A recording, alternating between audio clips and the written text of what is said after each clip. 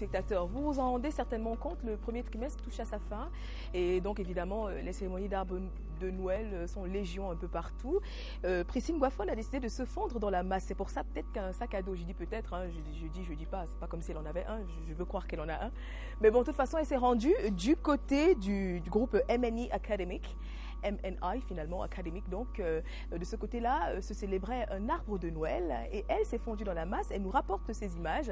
Je vous assure qu'après ceci, vous avez juste une envie, retourner en enfance. Je serai là encore après.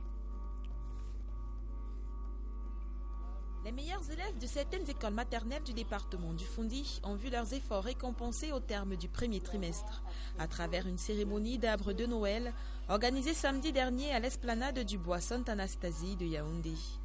C'est une initiative du groupe MMI Education and Cambridge University Press qui a décidé d'encourager et de récompenser l'excellence scolaire de ces tout-petits. Nous voulons agir dans le sens de l'accompagnement des consommateurs de nos produits.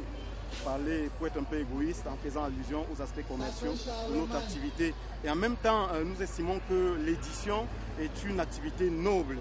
Et nous estimons que nous diffusons le savoir. On ne peut pas diffuser le savoir si on n'a pas certaines qualités.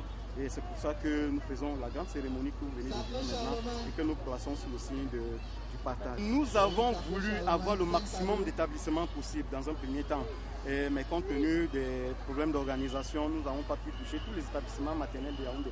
Mais qu'à cela ne tienne, nous avons autour de 140 établissements qui sont là, présents, et que nous sommes en train de primer. Les critères de sélection, nous avons voulu primer les 5 premiers enfants, les 5 premiers élèves de chaque établissement scolaire. Et nous avons demandé au chef d'établissement de nous faire parvenir la liste, les différentes listes des 5 premiers par ordre de mérite de chaque établissement. Et sur la base de ces statistiques-là, nous avons préparé la distribution des prix. Les organisateurs ont mis les petits plats dans les grands pour pouvoir offrir à ces jeunes enfants une fête à la hauteur de leurs attentes. Sous le regard admiratif de leurs encadreurs et leurs parents, les enfants font valoir leur talent dans le domaine du chant et des récits relatifs à la fête de Noël.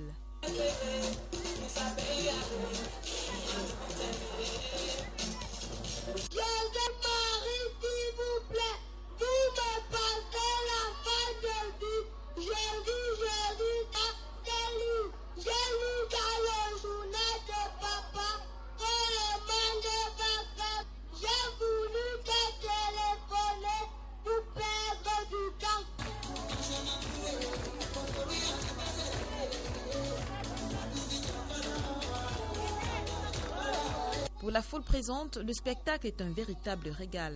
Mes impressions sont très bonnes parce que c'est l'éditeur qu'on attendait beaucoup plus et surtout pour la maternelle. Pendant le mois de décembre est encourageant parce que voyant les enfants, les enfants sont bien gais avec des cadeaux, ce n'est pas de but. Donc pour cela je dis déjà merci et je leur félicite d'aller de l'avant pour que les enfants soient toujours dans la joie. La cérémonie a été très belle. Elle était belle. Pour une première, ça va. Nous espérons que ça va continuer et qu'ils vont continuer à encadrer les écoles comme ils ont commencé. J'aimerais que ça se poursuive. La remise des cadeaux a mis un point final à cette cérémonie. Environ 650 prix contenant des jouets et des manuels scolaires ont été remis aux enfants par ce mythique personnage qui leur donne tous en cette période beaucoup de bonheur, le Père Noël.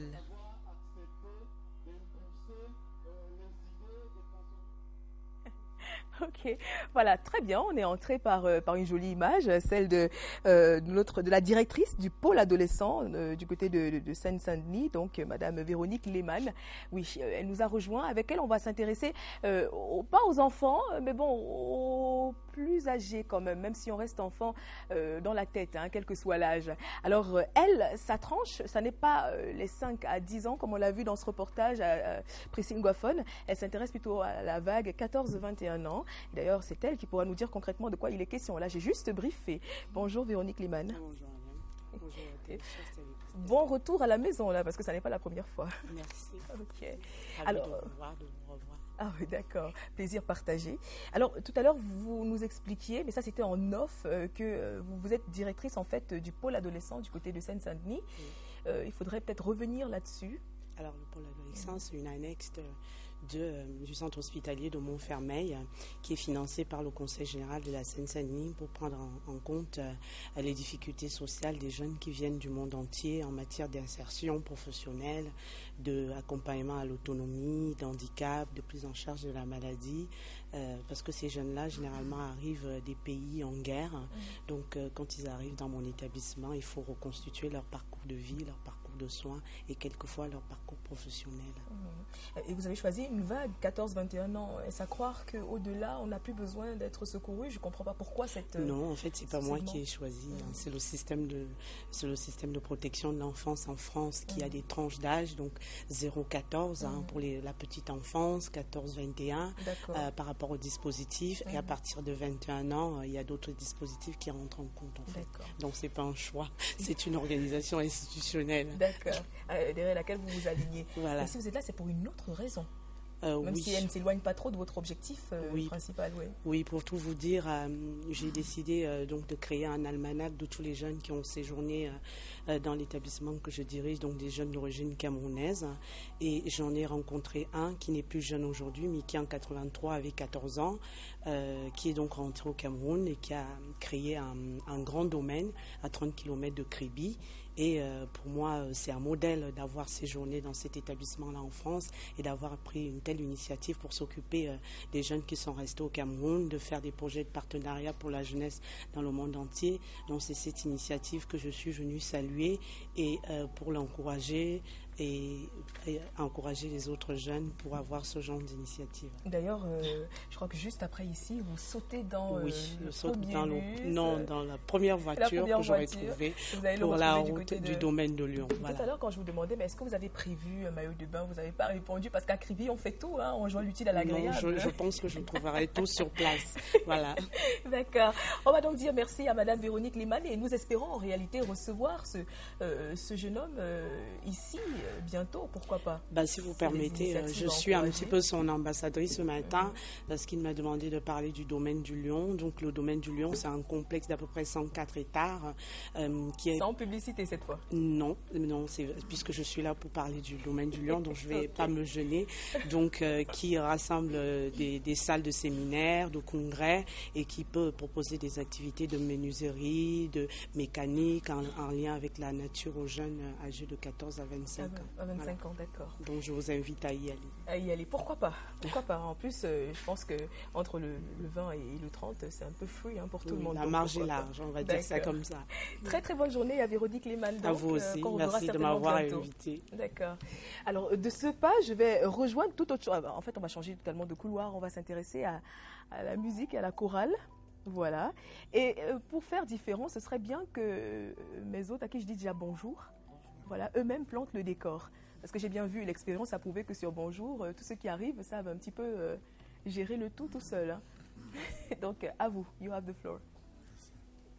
Bonjour, donc oui.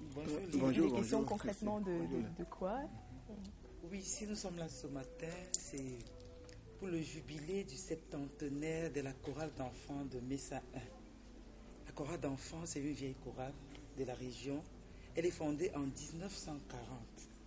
Et dimanche, nous allons fêter les 71 ans de la chorale. 71 ans. 71 ans. Ça, il faut le faire. Oui, 71 ans de louange et adoration, 71 ans de grâce. Et nous allons souffler sur notre 71e bougie. Comment est-ce qu'on arrive à 71 ans? Je veux dire, j'imagine qu'il y a eu des couacs en chemin et que quelquefois même ça a un peu explosé. Quand je dis explosé, séparation, réconciliation, 71 ans de vie, c'est énorme. Oui, c'est énorme. Mais 71 ans de grâce de Dieu. Parce que tout est fait par la grâce de Dieu. Oui. Là où le péché abonde, la grâce surabonde. Ça, 71 ans de grâce. Parce que c'est Dieu qui a lui-même créé cette chorale. Et quand Dieu le plante, personne ne peut enlever. Voilà pourquoi, malgré tout ce qu'on peut avoir comme problème, bon, ça résiste. Il y a parfois des moments où quelqu'un peut vouloir croire que c'est lui qui a créé la chorale, c'est lui qui est le maître de la chorale, mais c'est Dieu seul qui est le maître. Voilà pourquoi, malgré toutes les tribulations, malgré tout ce qui peut arriver, ça résiste et nous sommes là. Et au sein de cette chorale, qu'est-ce qu'on retrouve? Des jeunes, des moins jeunes, tout âge? Est-ce qu'il y a une restriction? Je ne sais pas. Oui, la chorale, c'est la chorale d'enfants, on dit la chorale d'enfants. Mais ce ne sont pas les enfants des tout petits en âge. ce sont des enfants de Dieu. Parce que dans la Bible, il dit que si vous ne devenez pas comme ces petits enfants, vous n'entrerez pas dans le royaume des cieux. Donc nous sommes